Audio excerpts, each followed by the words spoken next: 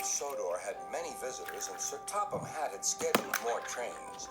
Gordon, the big engine, had to work harder than ever before. "Come on," he called to the coaches. "Come on, come on, come on. The passengers rely on me to be on time."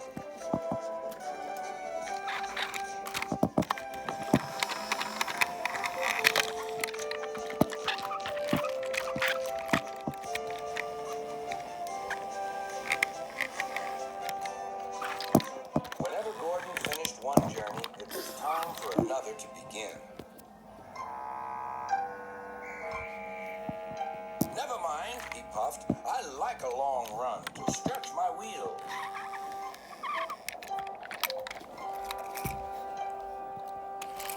Even so, Sir Topham Hatt decided that Gordon needed a rest. "James shall do your work," he said kindly.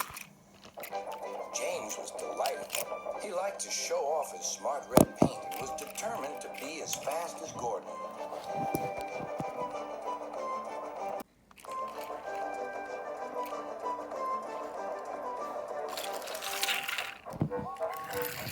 "You know, little Toby," he boasted, "I'm an important engine. Everyone knows it. I'm as regular as clockwork. Never late, always on time. That's me." "Says you," replied Toby. Just then Sir Topham Hatt arrived. "Your parts are worn, Toby, so you must go to the works to be mended." "Can I take Henrietta, sir?" "No. What would the passengers do without her?" Toby saw Percy by the water tower. "Don't worry, Toby. I'll take care of Henrietta until you get back."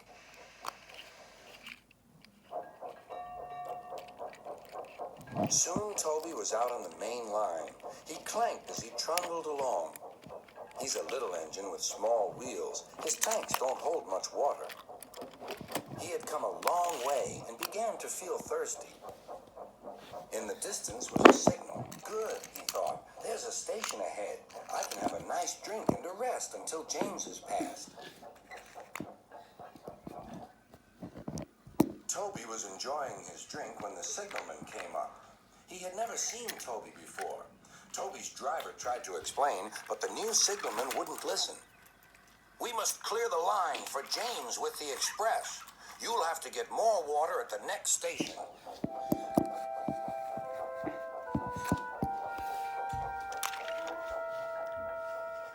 Hurrying used a lot of water, and his tanks were soon empty. Poor Toby was out of steam and stranded on the main line. "We must warn James," said the fireman. Then he saw Percy and Henrietta. "Please, take me back to the station. It's an emergency." Henrietta hated leaving Toby. "Never mind," said Percy. "You're taking the fireman to warn James. That's a big help."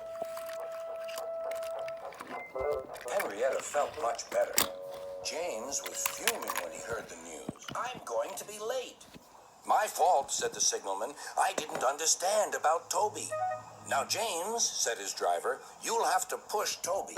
"What, me?" snorted James. "Me? Push Toby and pull my train too?" Grumbling dreadfully, James set off to find Toby.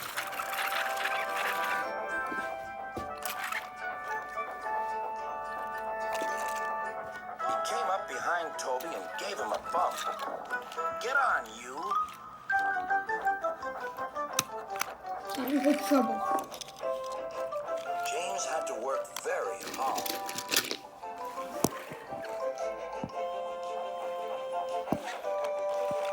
When he reached the workstation, he felt exhausted. Some children were on the platform. "Coo! The express is late, and it's got 2 engines. I think James couldn't pull it on his own, so Toby had to help him."